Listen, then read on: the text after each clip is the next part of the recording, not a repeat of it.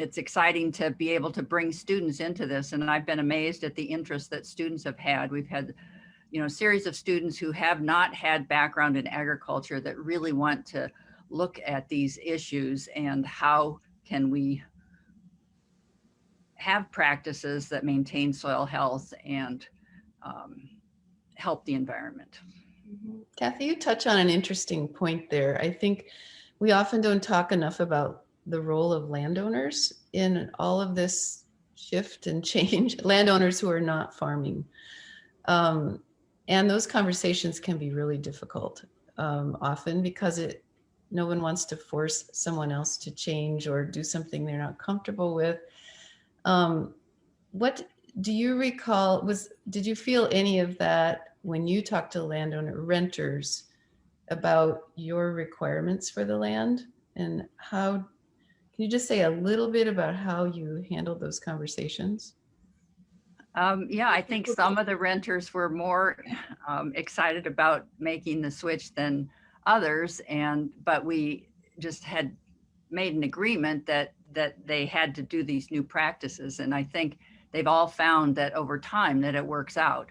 But yes, not everybody was as interested in doing it at first, and then I think it really helps that farmers are talking to each other about how things work, and if they can see it working, then maybe it's worth a try. Sure. Al, do you want to add something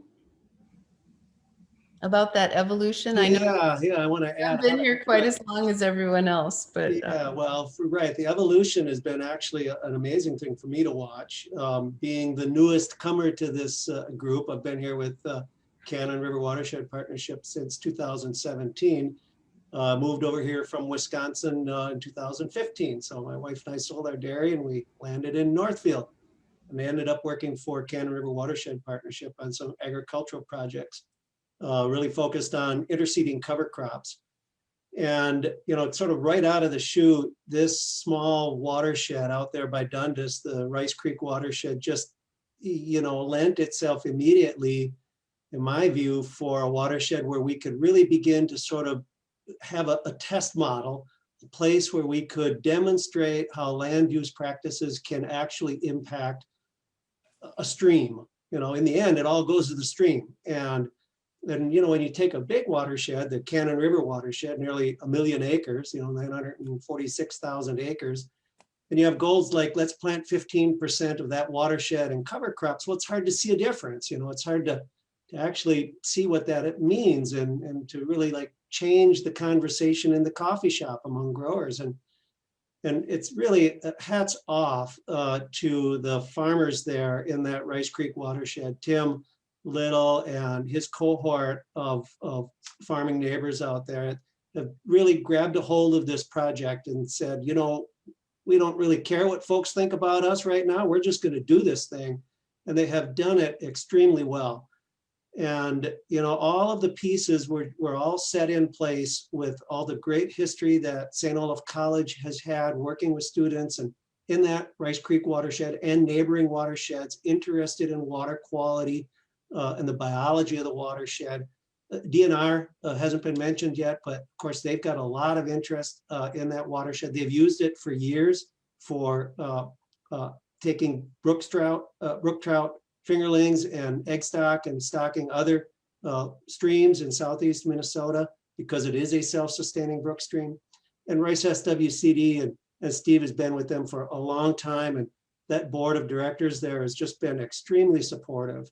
And so that whole group and the township has a lot of interest in that water, in that stream, because it is a brook trout stream, first of all. But then second of all, there's been a lot of, heavy rain events that have struggled and challenged the infrastructure there over the past couple of years. And everybody can see that. And so all of this, like Steve said, maybe has been a perfect storm, but of things coming together at the right time. And I happen to also see this as a really key opportunity to just, like I said, change the conversation in the coffee shop from what is Tim Little doing out there with that, cover crop airplane flying over, to folks changing that and saying, sure, I don't mind if that plane flies over my house, go right ahead, get those cover crops planted. And others calling and asking about how they can be part of this project. And so, that evolution from an outside person, really, frankly, I'm becoming a little bit more of an inside person. The longer I'm here, they haven't run me out of town just yet. But it's been a great project and really a joy for me to be involved with it. How do you see producers sharing information most? Is a lot of it informal? Are you talking with neighbors on your own, or have there been formal meetings or times when you're sharing the outcomes and what you're doing in a more formal way? In my particular case, because I've only got 40 acres down there in this watershed, most of the land I run isn't in that Rice Creek watershed, but I wanted to say that one of the things that we did was we formed a 7-member cover crop group.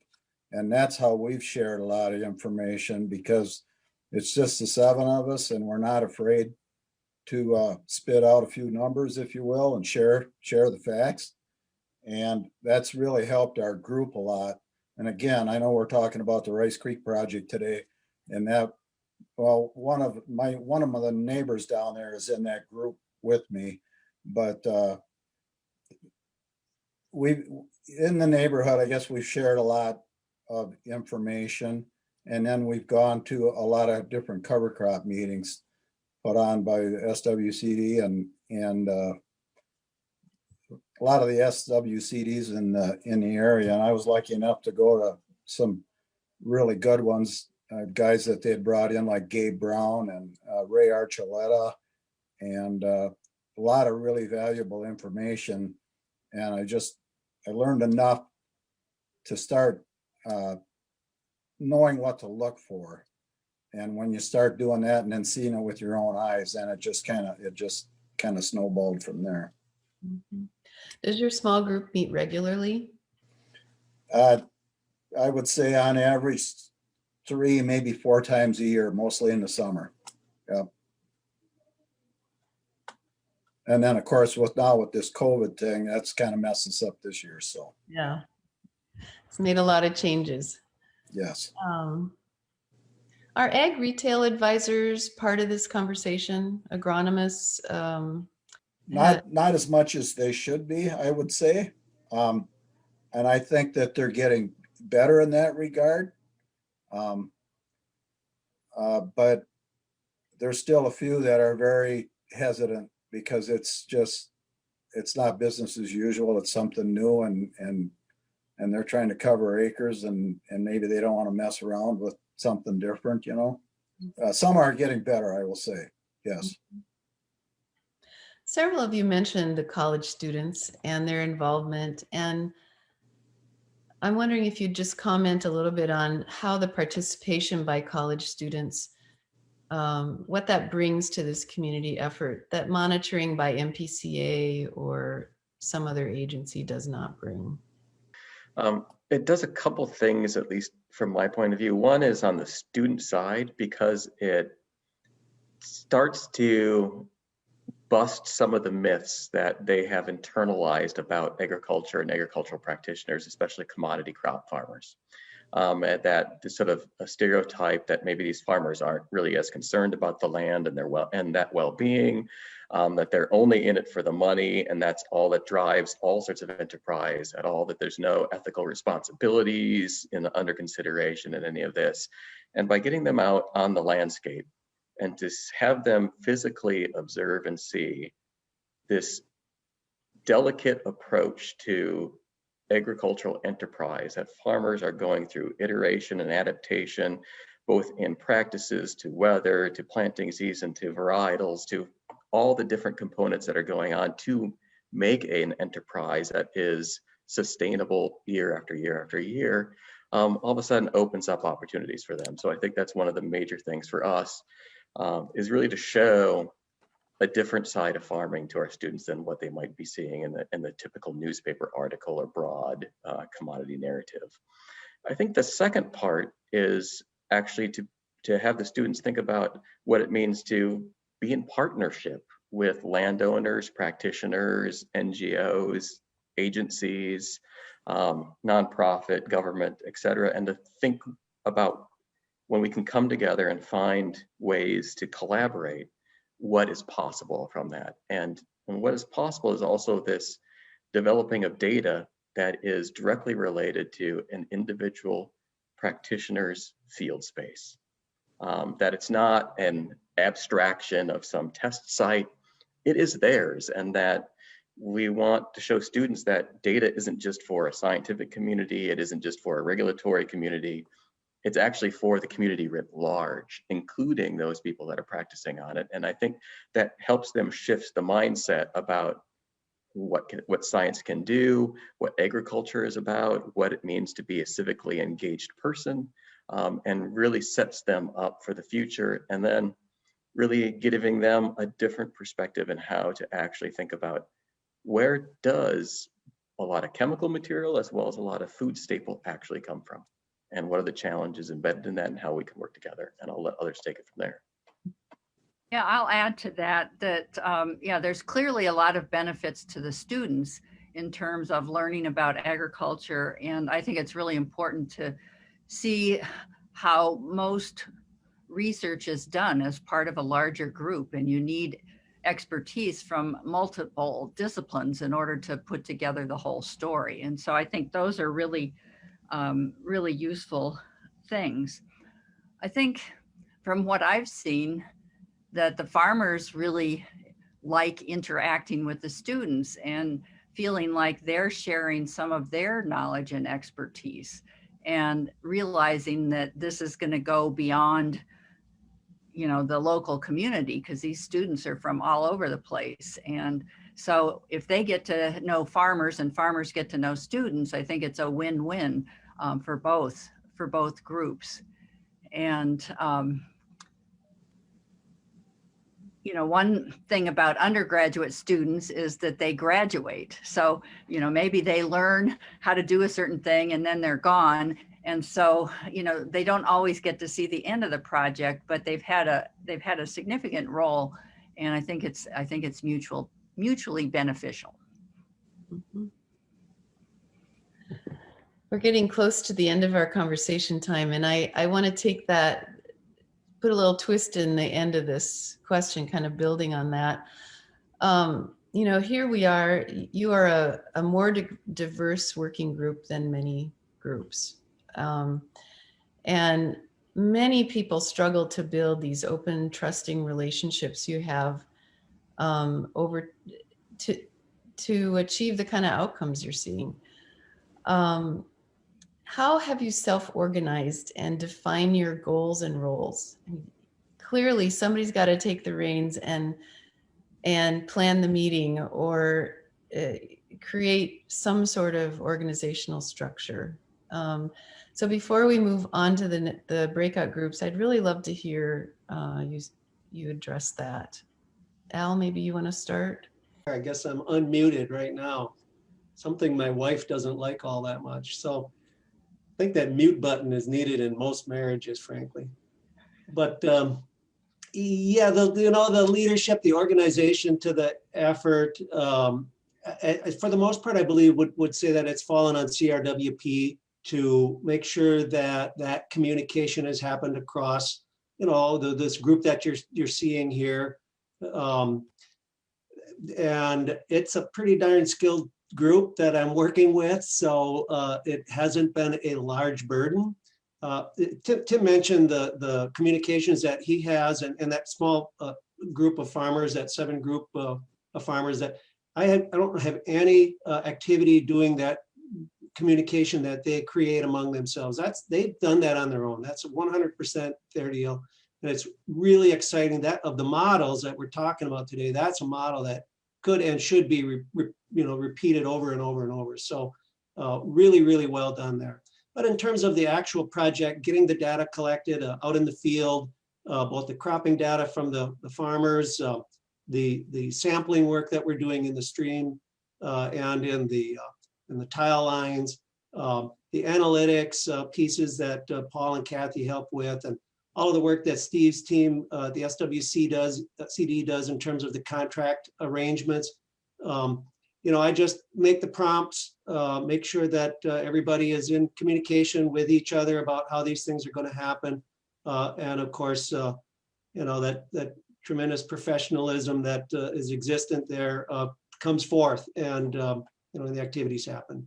But I would agree, Nancy, that you know, any effort does have to have some certain defined roles. There has to be some leadership roles that you know, are understood and then followed through on. It certainly does help.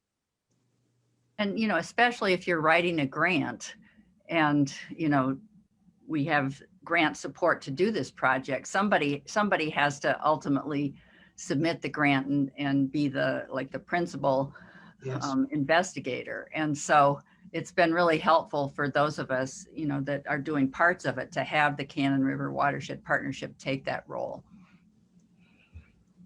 And Steve, not everyone has an NGO with this kind of history and strength partnering in a watershed. Not every SWCD. Can you comment a little bit about how you complement each other? Sure. I mean, one of our strengths, obviously, is we have a board of supervisors that is very forward thinking, and they want to promote practices like no-till and cover crops.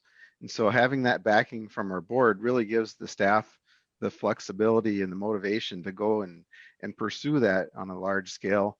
And, you know, we've held a lot of educational events and tried to bring in some pretty, you know, big name speakers to try and draw in some crowds. And I think that's been pretty effective too in generating some interest. But I think all of us kind of each are already doing, I guess, our own special thing, and just maybe more focused it a little bit on this area here because we wanted it to succeed, and we think it's a really good model to use elsewhere as well. All right. And if I may just add one more piece, and I think it's sort of an important one, because I'll say academics don't have a great track record of working well with others sometimes. And one of the things that I hope that Kathy and I and some of our colleagues that have participated in this over the years have done is to bring some humility to our engagement with not only our NGO and agency partners, but also to our neighbors, our farm families, and honoring the wisdom and knowledge that they're bringing to the table in ways that we want to engage in the dialogue. We're not there to tell people how to do their job. We're there to learn with them and from them and explore and discover things together.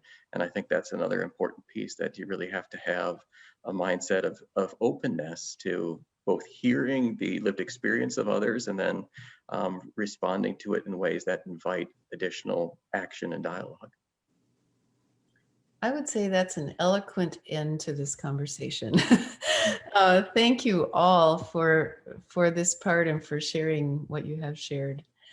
Now, all participants are going to think out loud with each other, all of you, about what you've heard, and we'll move you to breakout groups in just a minute. But first, I'll share the question that we're going to discuss in the breakout groups. It's what personal actions, solo or shared, added up over time to create the energy and results we see in this watershed now. In a few minutes, you'll be zoomed to your breakout groups, and Amy will bring you back in 10 minutes. You'll see a 1-minute warning before we bring you back.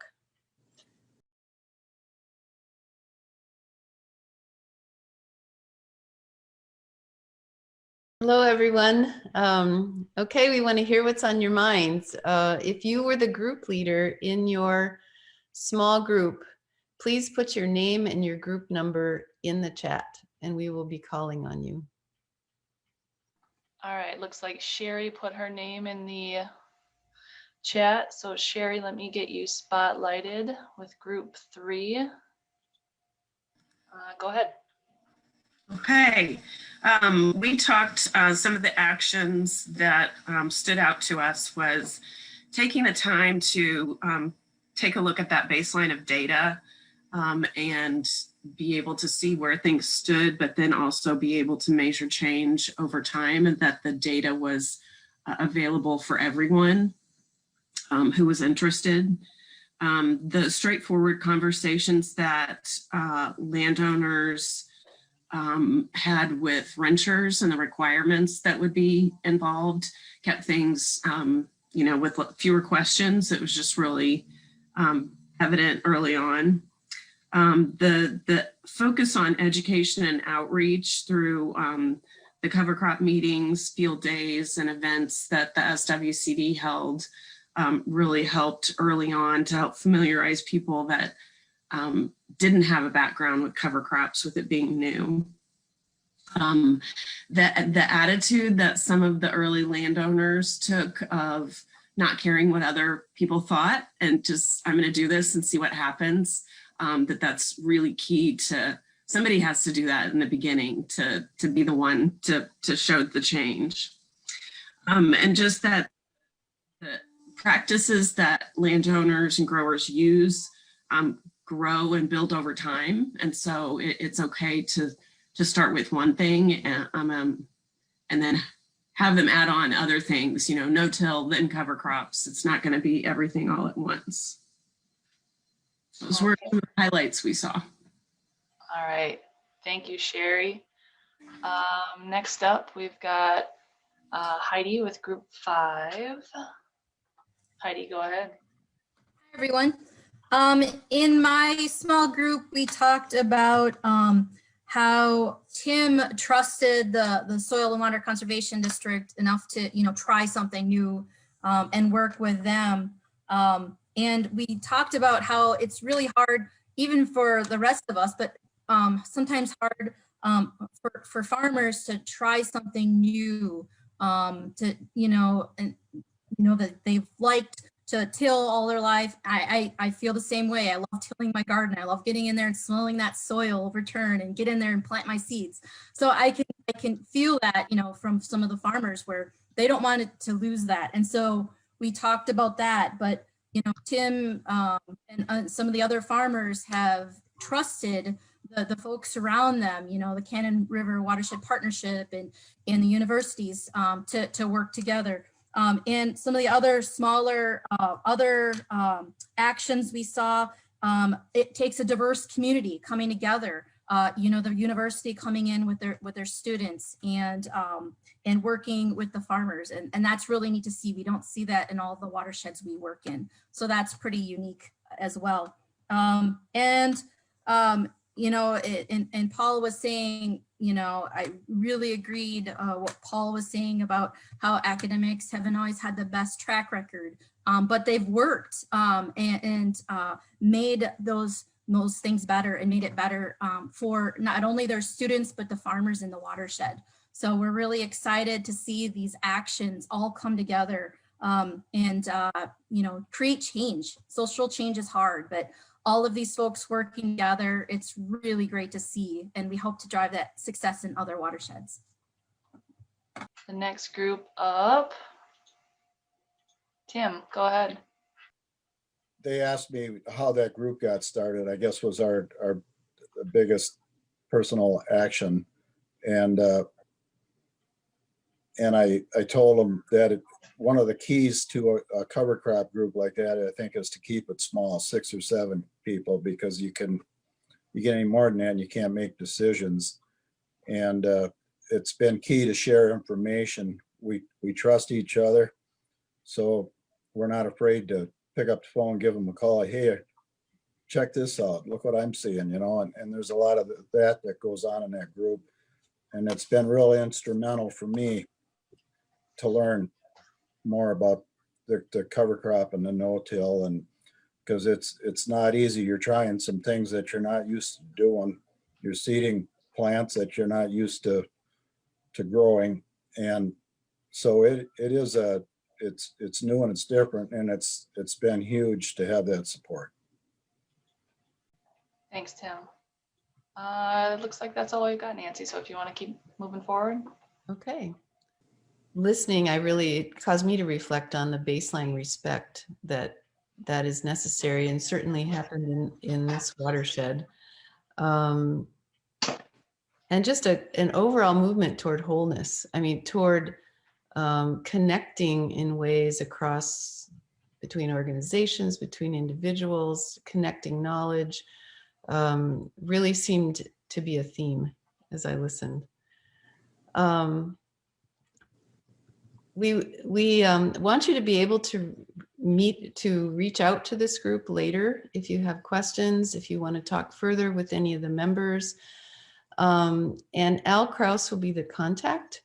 Amy is putting his contact info in chat, but his phone number is 715-897-1646. And you can email him at alan@crwp.net. We encourage you to keep up the conversation. So we have our official sign off now, and we'll move to the Q&A. If anyone does need to leave for time purposes, this is your moment. But before we do, be sure you take a minute now, turn your video on, and go to gallery view and take a look at all the people on the screen. We had people participating today from all 5 of the upper Mississippi River Basin states and beyond. And we're really, and these are your people. We're all working at this sort of complex and uneven kind of work. And we thank you for being here, and look around. I would say that probably almost every person who's been in this meeting would be willing to have a conversation if you ever needed to think out loud and really think through something. So thank you all for that. So on to the Q&A. I see Ray waving his hand. What's Al Kraus's phone number again? You went through it so fast. Oh, I'm sorry. 715-897-1646. Thank you. Mm-hmm. Yeah, and my social security number is. I don't want it. I might have to pay taxes on it. Yeah. See what we have to deal with. I have a question for Tim about the cover crop group.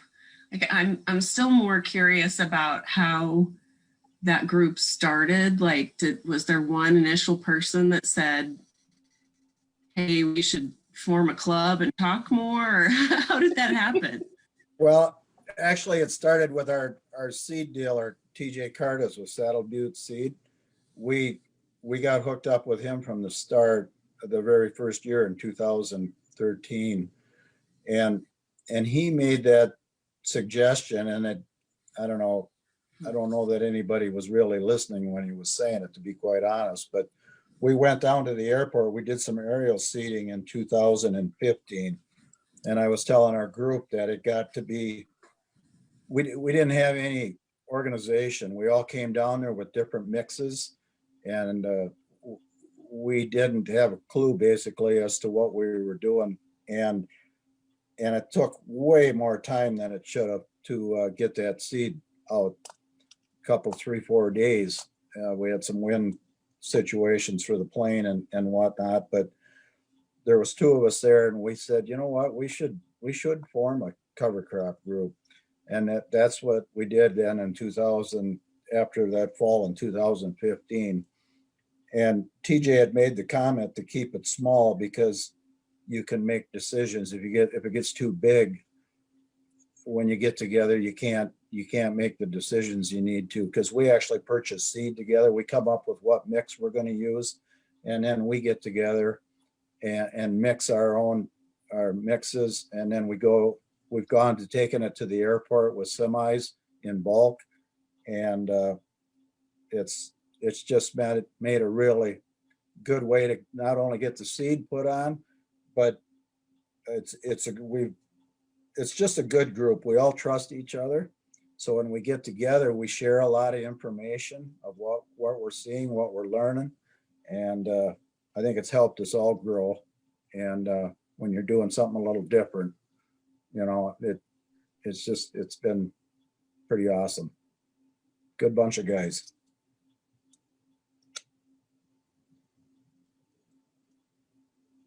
There is a question that came up in the chat. It's from Jess, and it just says, what is the end goal? It's a very open-ended question, but do you have a short-term and a long-term goal plan?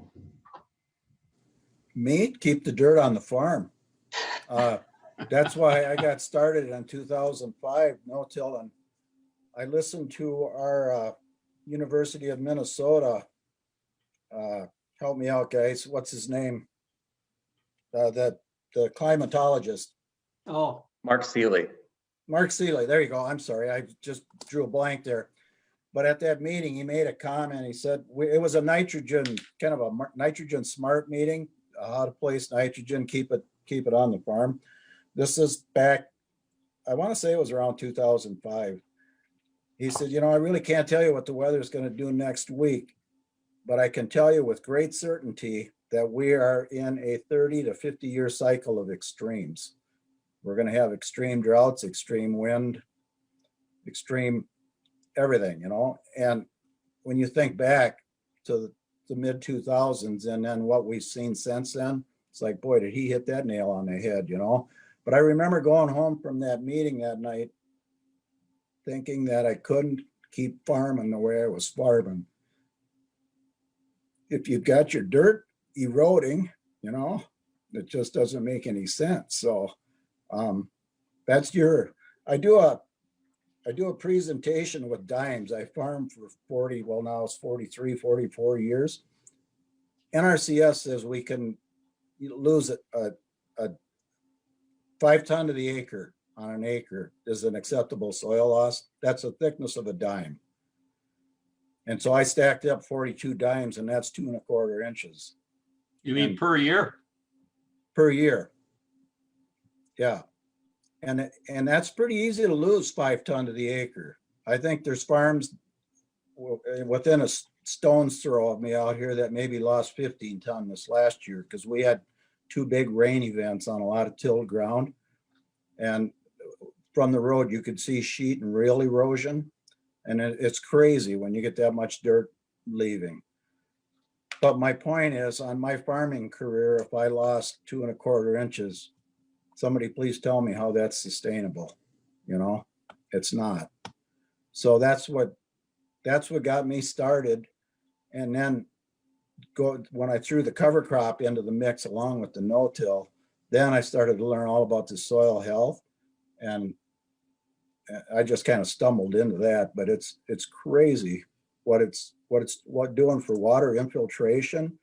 And I was telling the guys in our group, because some of them work with stream bank restoration and that, and a lot of our problem, in my view, is that we've got a lot of degraded farmland, and the water's not infiltrating like it should, along with huge rain events that we didn't see when I was a kid, you know. So that's my 2 cents. That's my goal is to keep the soil on the farm, soil, not dirt, because now it's soil, because I really have improved my soil health, and cut in the process, maybe cut some costs and get away from using some of this synthetic fertilizer and some of the chemicals. I've already cut my nitrogen rate back some. So, you know, if we can do it and not use as much of that, it's like a win-win. Thank you. Thank you.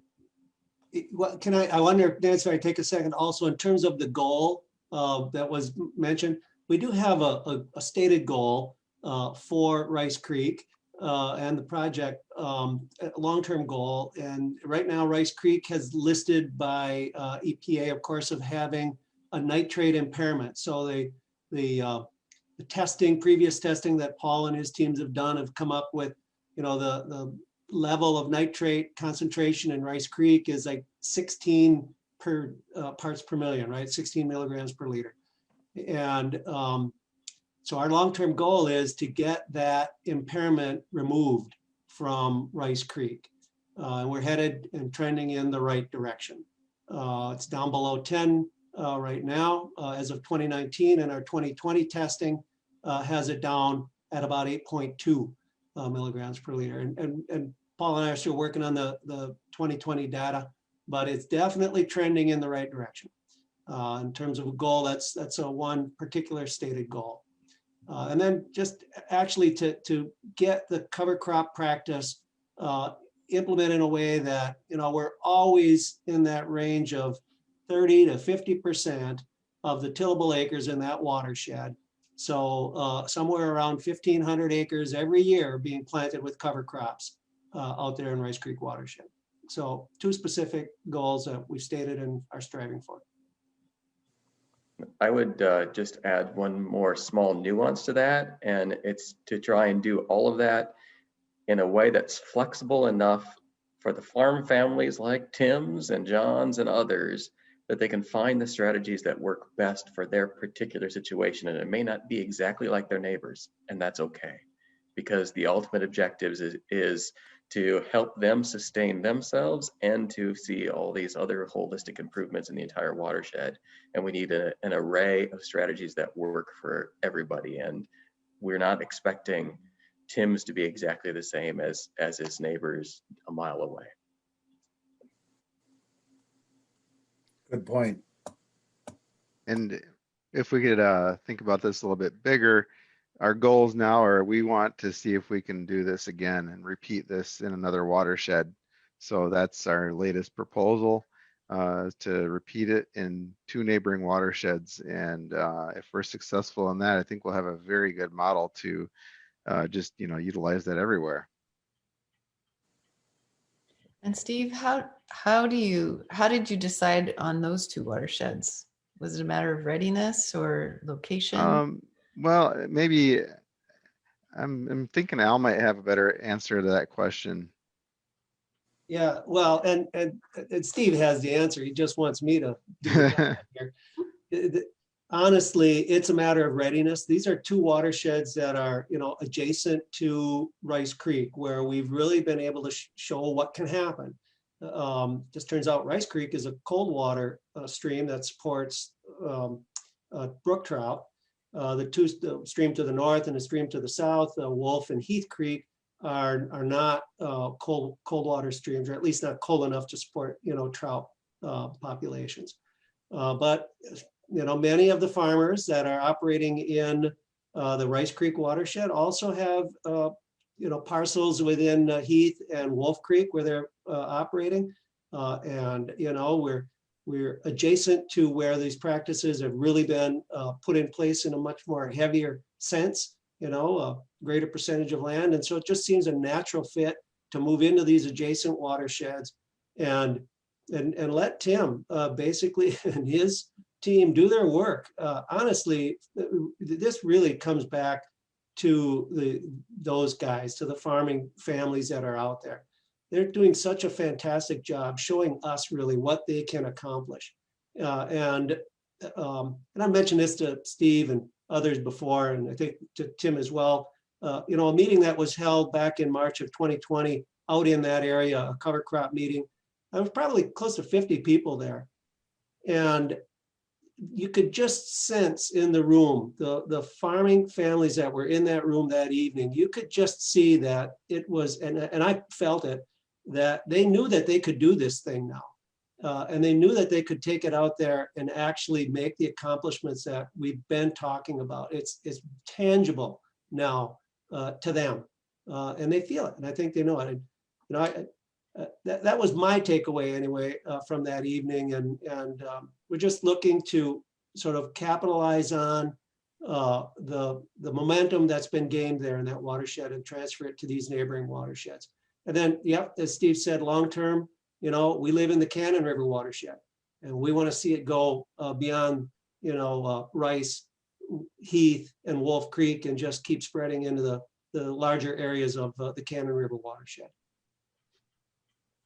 I think the one thing I was going to say about having, doing the expanded project next to where the original project is people can start seeing results. I mean, sometimes you don't see that much the first year you have cover crops, but over 2 or 3 years, you can really see a difference.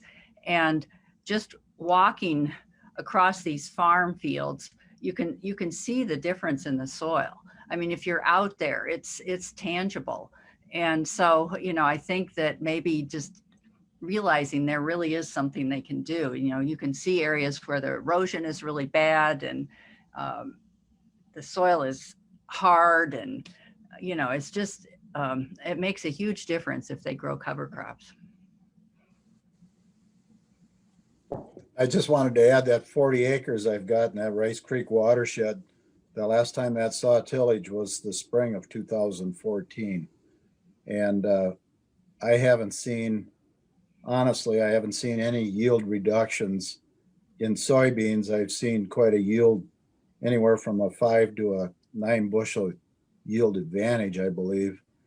And I think that's because of the nitrogen give back from the cereal rye when it decays in August. And it's really helped our soybean yields. But it's just neat to see that.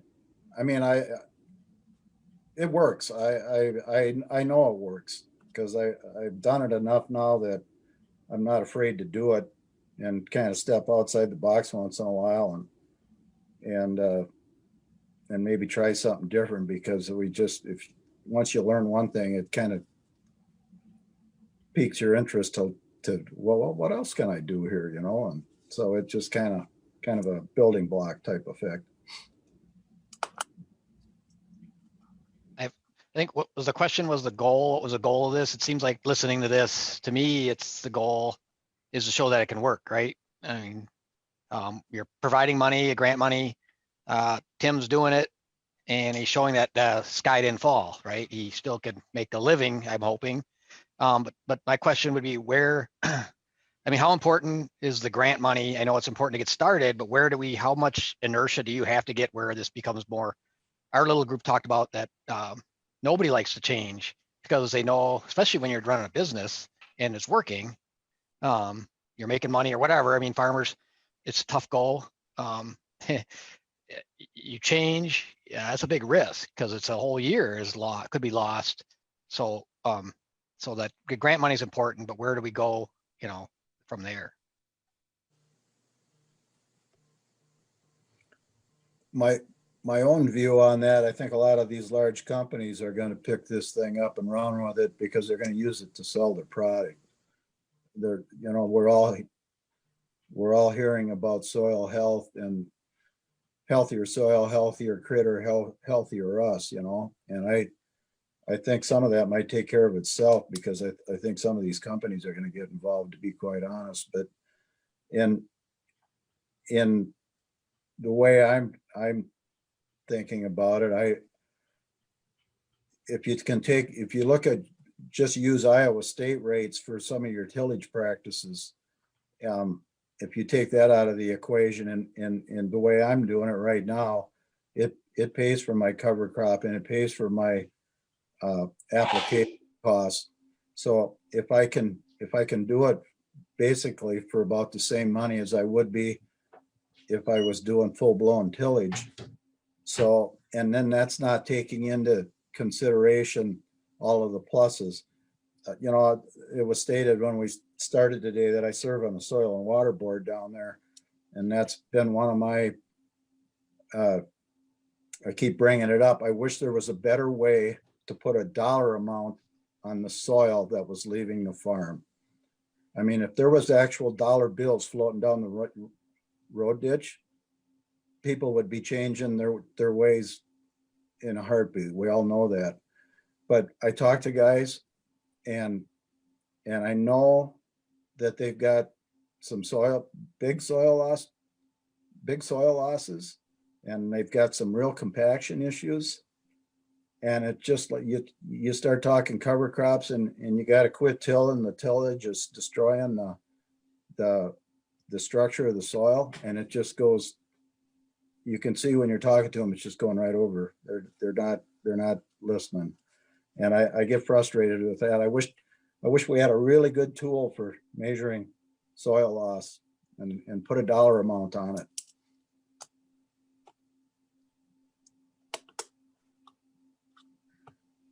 Yeah, you know, the incentives I think are going to come, you know, the new administration coming in is talking about prioritizing cover crops and paying farmers for that. One of the areas that we really struggle with funding for is some of the water quality monitoring and some of the coordination efforts. So those are where we really need to see some funding from granting for this type of project. But I think the dollars for the actual incentives are going to be there more and more so.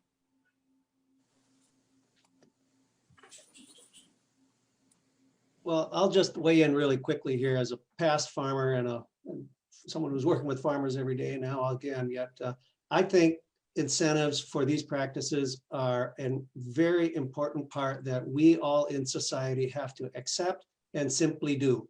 We cannot expect simply that the farmers just can do this on their own for all of the benefit for all of the rest of us. And that somewhere, somehow, the commodity price of corn and soybeans is just going to pay for this. Right now, that's not happening. And I think we need to accept that. And we need to look at each other and ourselves and say, we as society need this. We want this. This is the biggest benefit we can get, is keep our soil in the fields, keep the nutrients in the soil, and grow healthier, productive crops going forward. So we need to just realize that this is one of our societal costs and accept that and move on. Pay the growers to do it. I don't think the carbon sequester has been added to that either, to keep living green plants on the ground. Good point, Dick. I should have brought that up too. Yeah, when you can go from being part of the problem to being the solution, which we could be if we could get enough guys to switch. I mean, yeah, how huge would that be? Yep, we have to invest, that's for sure, personally and societally. No, I agree. Thanks for all you do, Tim. I'm on the board with Tim. He's a great guy and a great farmer. Thank you, Dick. I appreciate it. I have a question for you, Tim. You mentioned how it's frustrating for you because a lot of the time when you talk about this, I talk about no-till or talk about cover crops, it goes, you know, in and out, in one ear and out the other, it goes over people's heads. What do you think, or what do you see is a way, what do we need to do in order to reach those types of people? I think some of that might be because of the size of the operation. They like to make it black, so they've got a set way of doing things because of the acres that they're covering. But I always thought if we could tie it to crop insurance, you know, crop insurance used a couple of years ago was kind of hesitant about cover crops, but now we've done enough work with it where they backed off of some of that. They see the advantages to cover crops and they're not quite so worried about it. So I'm wondering if some way we could tie incentives to crop insurance. If you did soil health building practices, maybe you could buy your, you know, the crop insurance is subsidized anyhow. Well, maybe you could reduce it for the guy that's taking care of the farm, you know, and in some way or somehow you need to throw a carrot to the guy that's taking care of the soil. And if you're getting something that they're not, it's going to bug the crap out of them, and then maybe they'll start chasing it, you know. But it's just a thought. I don't know. I think there needs to be some incentive there to get some of those guys going on it. Does that make any sense? I guess with a follow-up question is where do those incentives come from? Is that you know, a federal thing, a state thing, and grants? No, it might be too, that's another open-ended question is where does all the money come from to get people to turn the corner and change your way of thought? Right. Well, like I said earlier, I think some of it's going to come from some of these large companies. Yeah. They're going to try and hang their hat on it. If you're using soil, taking care of the soil, they're going to try to use it to sell their product. And so maybe some of it will come from that. Yes, and then again, I think we need some state and federal assistance. And federally, I think like I said, I think crop insurance would be a real good place to start, especially when you start talking carbon credits. You know, if you're doing something to really make a difference in carbon, why shouldn't there be some federal incentive for that? You know, it just, to me, it makes sense. But Tim, isn't your main point that the big incentive is for others to see the benefits that you're getting? Right. If you could get, I think a lot of times, I don't know that they know, I don't know if I was just lucky I went to the right cover crop meetings, but I listened to some really good speakers, Ray Archuleta, Gabe Brown, Dr. Williams from down south, Alan Williams, I believe his name was. And they really pointed out what to look for in soil health. And I think a lot of these guys, quite honestly, don't realize what good soil structure looks like, to be quite honest, because it's pretty easy to see once you know you're looking for it. And even like that Al Williams was having a smell the dirt and smell the plants. An unhealthy looking plant and a healthy plant have two different smells. I never realized that. But it's like, I mean, when you start seeing things like that and then you start looking at it on your own farm, it's like, wow, that's what just made me want to keep learning more and keep making some changes, you know.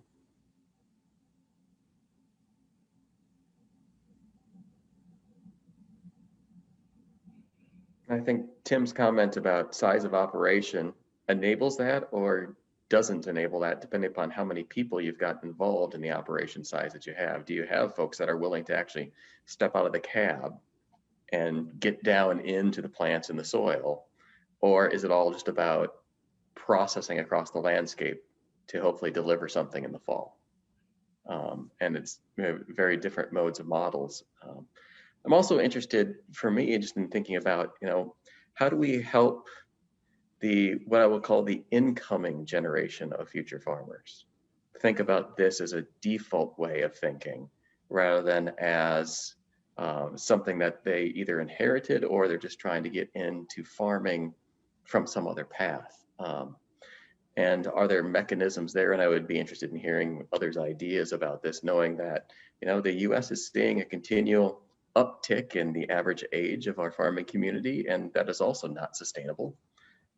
And I would love to have energetic folks like Tim in the earlier generations take up this and run with it.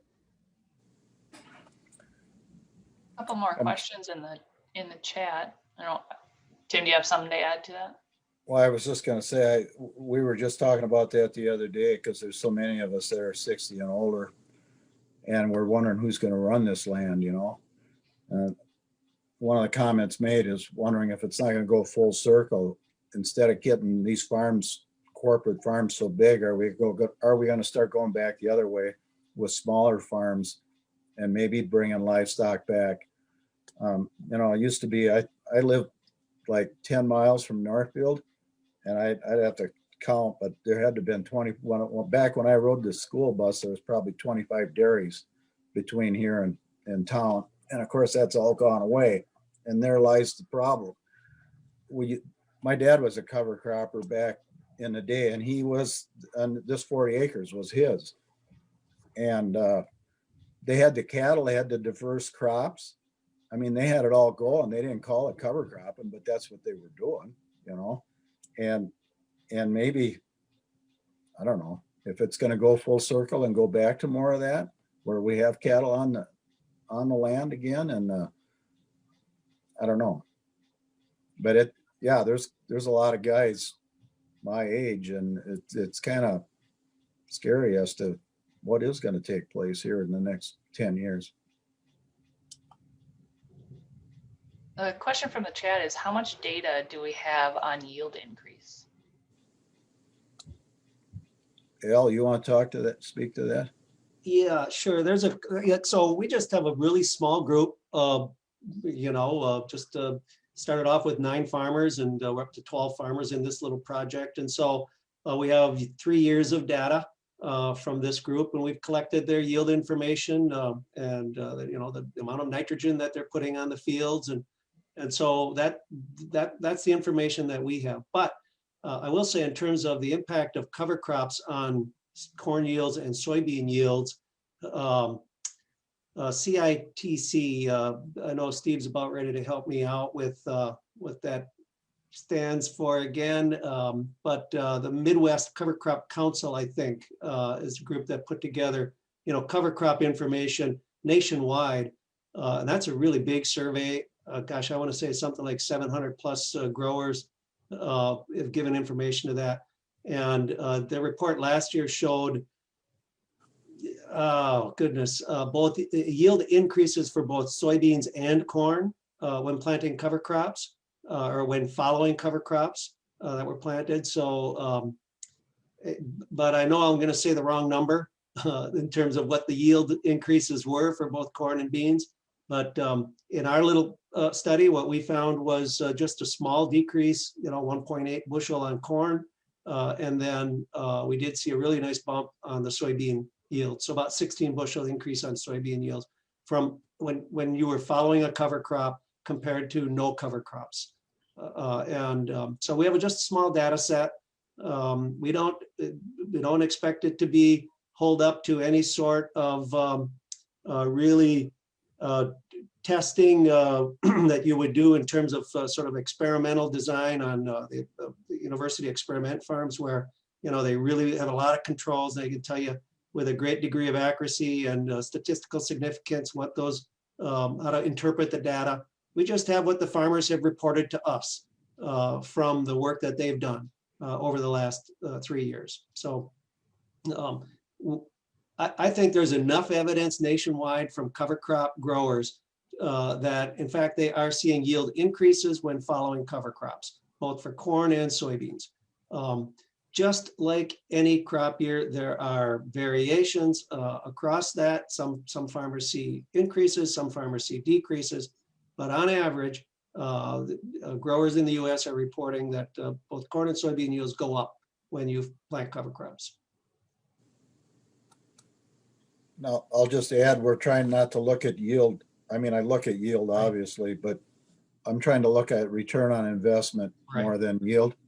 And yeah, you got a big corn crop, but what did it cost you to do it, And so, and I've just noticed such a savings on equipment and fuel. I mean, that's huge. And as I get older, it doesn't bother me if I don't have to grab a wrench and crack a knuckle open fixing a bearing, So if I can get by with just running a planter in the ground, it's pretty awesome. If I can stay anywhere close in yield, I'm happy. And we came off a summer with 2 huge rain events. We had a big rain in May, right after we planted. We had 6 inches. I think on this 40 down there, I want to say we had 7 inches. And then in June, we had another 5-6 incher. And we still had good crops this year. I had a few drowned out spots, but it was real hot, that rain that we got in June. And that crop didn't take standing in water when the water was that warm. It just 24 hours, it was done. So we did have some loss there, but for having 2 big rain events, I don't think I could have pulled that off if I was doing full blown tillage. So, Well, we're past the 2:30 hour, and it's probably time for us to quit, though I think we could all keep talking for a while. I want to thank Al and Tim and Steve and Paul and Kathy so warmly for taking time to share your experiences so we all can learn and grow. And thank you all to the whole group for your full participation, thoughtful comments, respectful conversation. This is something we plan to continue monthly on the third Thursday of every month, 1 o'clock. We will have different groups sharing their different experiences, and I'm sure the conversation will be different each time. So thank you. Join us next month. It'll be January 21st at 1 p.m. Our guest next month will be Root River Field to Stream Partnership here in Minnesota. And also our radio program starts Saturday. There will be a podcast download available on our website for all the radio programs, but you can also hear it live at 9 o'clock with the live stream, which is on our website. So that conversation involves one of our participants here, Danny Heisler-Wodel, and, oh, I can't think of his name, Derek Petersheim from Tanner Creek Watershed in Wisconsin. So it's a lively and down-to-earth interview, so I hope you'll tune in. And thank you again. We'll see you next month. Thank you, Kathy. thanks, everybody. Merry Christmas. Thanks, everyone. Thank you. Merry Christmas.